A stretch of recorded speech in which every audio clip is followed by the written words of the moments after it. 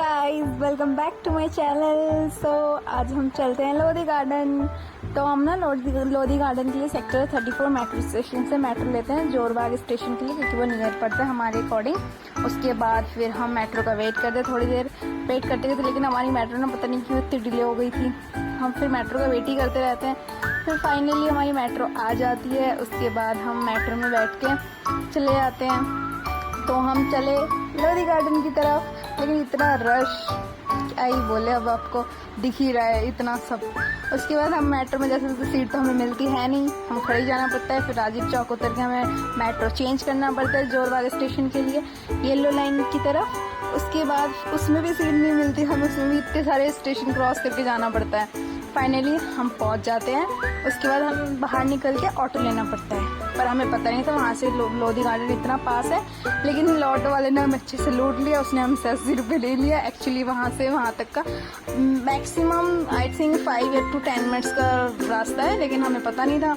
उसके बाद ये मेरी पार्टनर, ये सब तो लेके जाना ज़रूरी था। उसके बाद फाइनली हम जाते हैं लोधी गार्डन की तरफ। एक्चुअली हम ना बहुत आस से आए थे कि यहाँ पे अच्छे अच्छे मॉन्यूमेंट्स वगैरह दिखेंगे, बट यहाँ पे पूरे दिल्ली की ग्रीनरी मुझे यहीं दिखी। ये चीज़ सबसे अच्छी लगी मेरे को बस, क्योंकि जहाँ देखो वहाँ ग्रीनरी है, लेकिन धूप इतनी थी उस दिन, क्या ही बोले यार आप लोगों को। बस हम अंदर ऐसे ही टहलते हुए जाते हैं। फिर फाइनली हमें दिखता है, ये सबसे पहले ही जाएंगे तो ये हमें ये तोम दिखता है। उसके बाद फिर हम अंदर एंट्री करते हैं। एक्चुअली ये इतना बड़ा है ना, अब मैं घूम ही नहीं पाई थी। फिर हम आगे बढ़ते हैं इसकी तरफ। फिर यहाँ से ना इतना सुंदर व्यू था, ये देखो। इतनी गर्मी थी बट भीड़ वैसे ही था, लेकिन व्यू यार बहुत अच्छा है अगर यहाँ पे आप फोटोशूट वगैरह के लिए जाना। फिर हम जाते हैं इसके अंदर देखने के लिए इसके अंदर क्या है, बट हमें इसके अंदर कुछ दिखता नहीं, लेकिन एक डॉगी होता हुआ ज़रूर दिख जाता है और कुछ लोग फोटोशूट करते हुए। लेकिन इसके अंदर ना बहुत ठंडी हवा चल रही थी, तो चल नहीं रही थी, नॉर्मल हवा थी, लेकिन बहुत ज़्यादा ठंडा था ये वाला एरिया। इसकी जो सामने ही ना आपको शीश गुम्बद दिख जाएगा। ये ना शीश इसलिए बोला जाता है क्योंकि ये पूरा अंदर से मिरर वर्क्स का था।